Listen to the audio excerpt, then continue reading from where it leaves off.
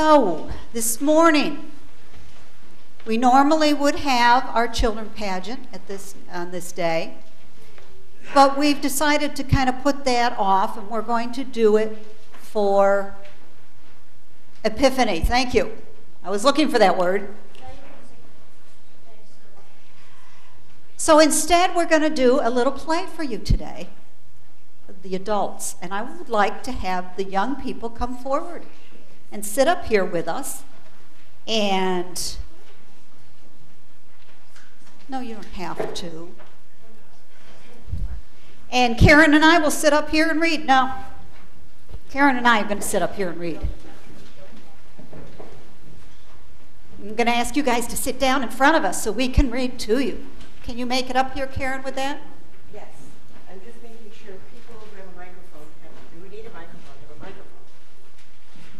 Do they have theirs? Yes. Okay. Okay. Good morning. How are you? Tired. I'm glad to see you here today. We miss you when you're not here.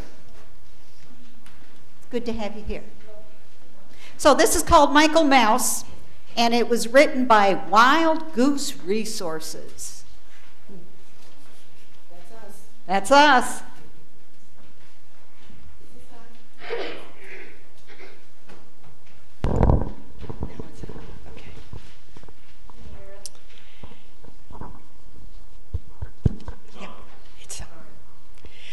A long, long time ago, on the night when Jesus was born, there was a little mouse called Michael.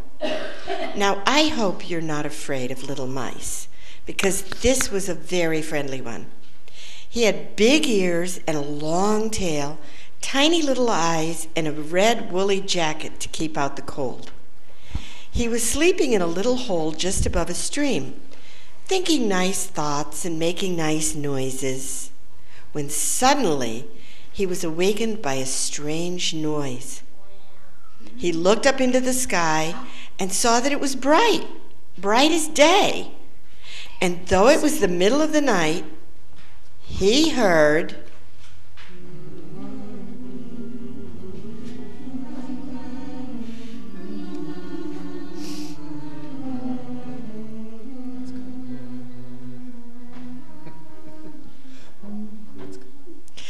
Michael thought he would like to find out what the singing was all about. So he scampered along to see a good friend of his, an owl, who lived up a tree and had a good view of everything that went on. Who? What's all that noise about? There's a great commotion, all because a little baby has been born in the village of Bethlehem. Everybody's going to see him, so it seems.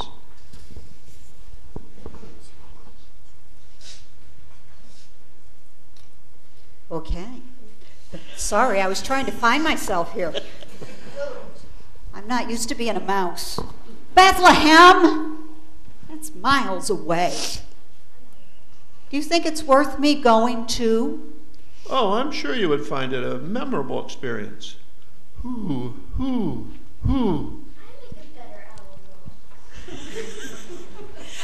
So, off went Michael.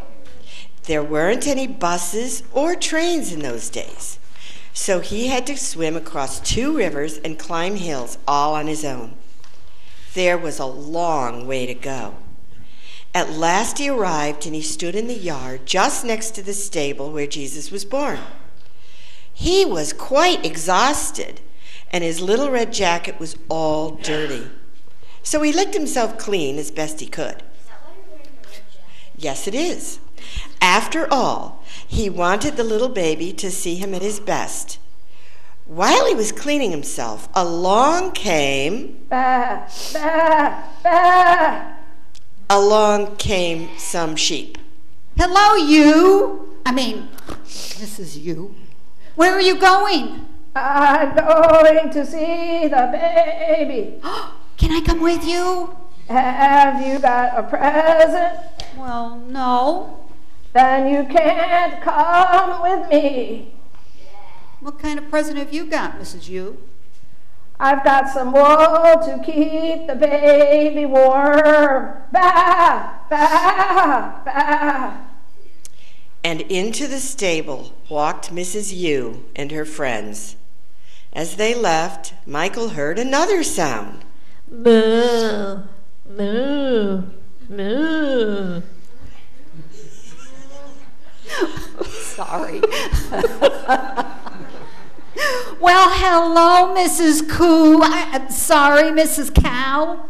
How do you do? And where are you off to? Moo, moo. I'm not off to anywhere. I'm here to see the little baby.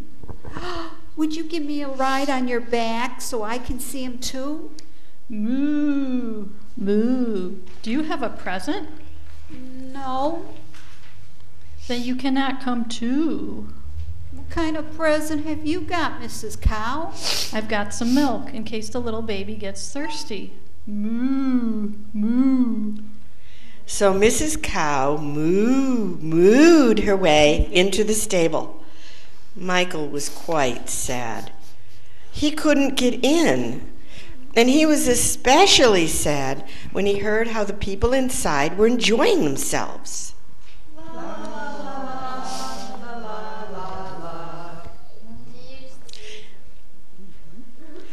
Michael was la-laing away to himself when he heard another visitor.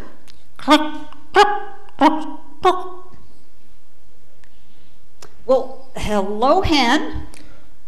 Mrs. Hen to you, son, if you don't mind. Okay. Don't get your feathers ruffled. I'm surprised to see you here all the same. No surprise at all. Isn't this the first maternity ward I visited? I like to see babies just as much as anyone else. Well, that's why I'm here, just in case you were wondering. What are the chances of us going in together? You see, I don't know anybody. Have you a present for the little baby? No, I don't. Well, you can't come with me. At least I've brought some eggs with me. That's my gift to the child. But I don't see any eggs. That's because I haven't laid them yet. Cluck, cluck. And away she clucked into the stable. Michael got sadder and sadder. He was determined to get in, but he didn't know how. So he thought he'd walk around for a bit, and eventually he found himself right outside the stable door.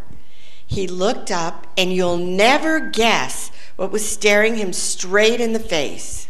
Meow, meow, It was a big cat. meow.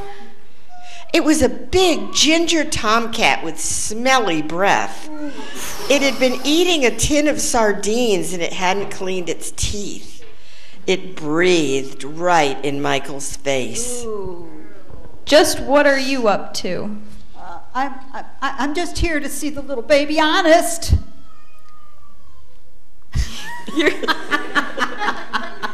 Thank you, Lord.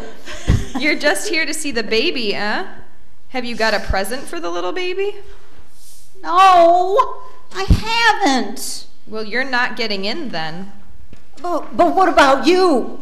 You don't have a present for the little baby. What are you doing in the stable? I'm employed to keep hoodlums like you far, far away. Take this. And at that, the cat went to hit Michael with its big ginger paw. But Michael scampered and ran to the side of the stable, where he puffed and he puffed, breathless with fear and excitement. While he was puffing and panting, he saw some other visitors come to the stable. Not hens or sheep or cows, but other ones. You know who. Shepherds. So there was Michael. He'd run all the way. He'd gotten his clothes dirty again. He'd talked to the visitors going in. He'd heard the singing outside. He'd been threatened by a maladjusted tomcat. And he couldn't get in.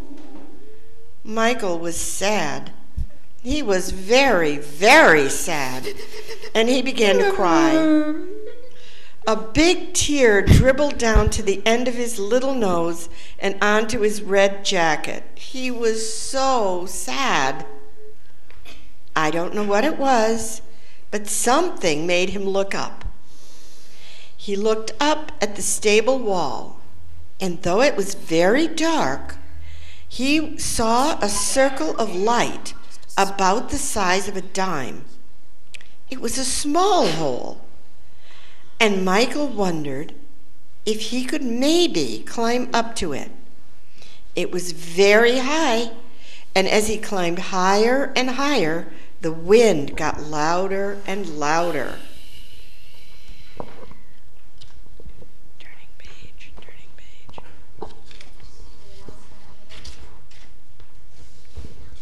It was blowing hard by the time he reached the hole. First he squeezed his head in, then he squeezed his body in. Then he went head first into the hole and he stuck his bottom in it.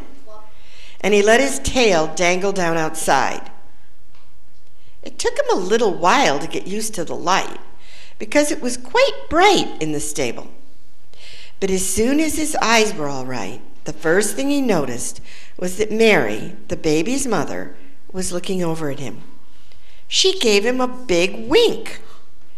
Then she got Joseph, the little baby's father, to look over at Michael. And he gave him a big wink. And then he said, ever so gently, Thanks, little man. That puzzled Michael. Why should Joseph thank him? And then he realized what he had done. You see, that hole in the wall was too high for Joseph to reach up and plug it. He and Mary were worried in case Jesus would feel the draft and catch a cold. Well, of course, the moment Michael stuck his bottom in the hole, the draft stopped. Michael didn't have to worry any longer. So in Michael's honor, Mary sang a lullaby. Oh, Michael was really thrilled. And he felt especially pleased now that he had a bird's eye view, even though it was really a mouse eye view. He could see everything. He saw the sheep giving their wool to keep the baby warm. He saw the cow giving her milk when he was thirsty. Moo, moo. He saw the hen laying her eggs, and since she wasn't sure whether it was right to give eggs to such a small baby, she gave them to Mary instead. And he saw the shepherds kneel to give their worship, and everybody looked so happy, even the big ginger tomcat with the smelly breath. Meow. Michael stayed in that hole all night until the morning came. Then, when the wind had stopped howling, and without any fuss, he climbed down the outside wall and headed for home. By the time he got back to the stream where he had lived, he was very tired. But his friend was there waiting to greet him. Ooh. I've heard all about it, you know. I've spoken to the sheep, I've had a word with the cow, and I've listened for ages to one of the hens. They told me all about it, and they told me how you didn't get in to see the baby because you didn't have a present for him. Oh, yes, I did see the baby. But we thought you didn't have a present. What did you give him? I gave him me for as long as he needed me. Then Michael turned and disappeared into his little hole at the side of the stream.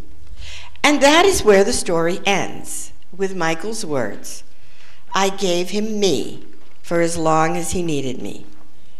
What present do you have to give Jesus on his birthday? You know, there's no better gift to give Jesus than ourselves, today or any other day. The end. How can we give Jesus ourselves for Christmas? How can we do that?